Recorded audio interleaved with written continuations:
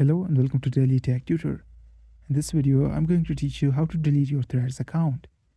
If this tutorial helps you, then consider subscribing and liking the video. If you're sure you want to delete your Threads account, start by opening the Threads app and heading over to your profile. Tap on the settings icon, usually the three lines or a gear symbol.